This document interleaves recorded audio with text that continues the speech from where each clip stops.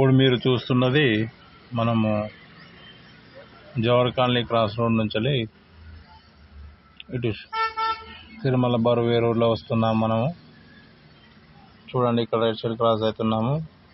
ఇక్కడ శివాలయం ఆర్చ్ ఉంటుంది. ఇది స్ట్రైట్గా స్నేహనగర్ కాలనీలోకి వెళ్తుంది. మీరు చూస్తున్నది కూడా అదే దారి.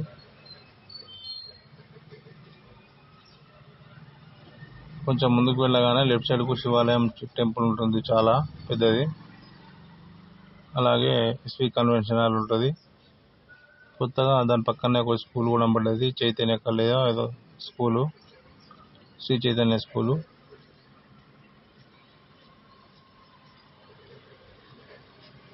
ఇదే అదే టెంపుల్, శివాలయం. బాగుంటుంది టెంపుల్, చాలా పెద్దగా ఉంటుంది. మనం భద్రకాళి గుడికి వచ్చేసాము. భద్రకాళి గుడిలో కాళ్ళు కడుక్కున్న తర్వాత మనము గుడి లోపలికి వెళ్ళడం జరిగింది. గుడి లోపల కూడా అమ్మవారి దర్శనం చేసుకోవడం జరిగింది. ఒక 10 నిమిషాలు హారతి వస్తున్నారు, తీసుకోండి. భద్రకాళి అమ్మవారి హారతి.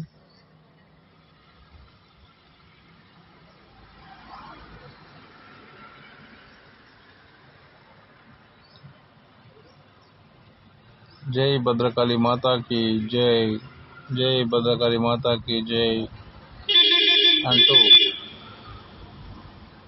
భక్తులందరూ కూడా భక్తి శ్రద్ధలతో పూజలు నిర్వహించడం జరుగుతుంది.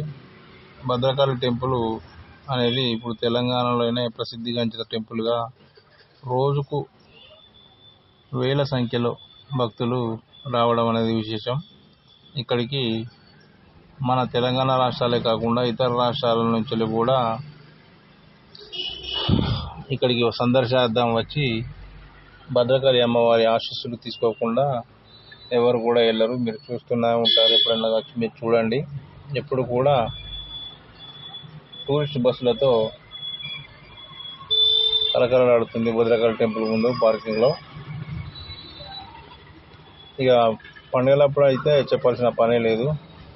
ఇప్పుడు మనం పక్కనే ఉన్న అభయాంజనేయ స్వామి దేవాలయానికి వెళ్దాము. పక్కనే అమ్మవారిది ఇక్కడ కుంకుమ పూజ కూడా చేసుకుంటారు. ఇప్పుడు చూస్తున్నది అదే. తర్వాత మనకు గుడికి ముందు దీపాలు, లక్ష దీపాలు అంటారు వీటిని, ఆ దీపాలు మహిళలు వెలిగేయడం జరుగుతుంది. ఆ వత్తులు కూడా అక్కడే అమ్మడం జరుగుతుంది. అక్కడనే తీసుకుని అక్కడనే మనం ముట్టియవచ్చు. మీరు చూస్తున్నారు కదా ఎంత బాగా ఉందో. టెంపుల్ ముందు లోపలికి వెళ్ళే ముందు ఇలా ఏర్పాటు చేయడం జరిగింది. ఇంకా ఎండాకాలం వచ్చేసింది కాబట్టి అమ్మవారికి ఉత్సవాలు ఒకటి ప్రోగ్రామ్స్ జరుగుతుంటాయి కాబట్టి భక్తులకు కూడా ఎలాంటి ఎండ తాకద్దనే ఆలోచనతో మొత్తం తడకల పందిరి కూడా వేస్తున్నారు.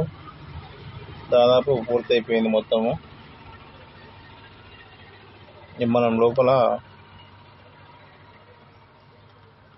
లోపలికి వెళ్దాం. మళ్ళీ ఒకసారి గుడి లోపలికి ధ్వజస్తంభం దగ్గరికి వెళ్దాము. చూడండి,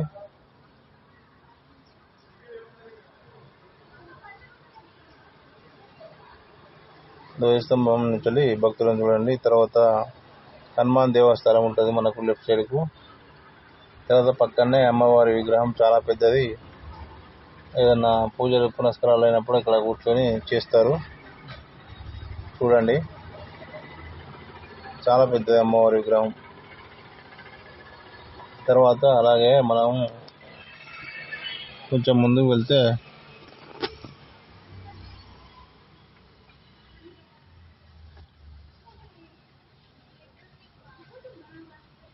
శివాలయం కూడా ఉంటుంది. ఆ శివుని కూడా దర్శనం చేసుకుందాం.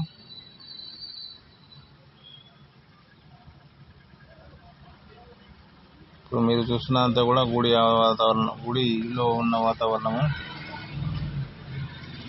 ఇప్పుడు మరి కొద్ది క్షణాల్లో శివాలయానికి వెళ్దాము.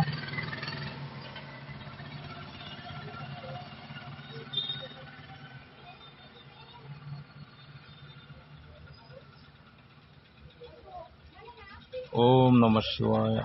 ఓం నమ శివాయ. ఓం నమ శివాయ.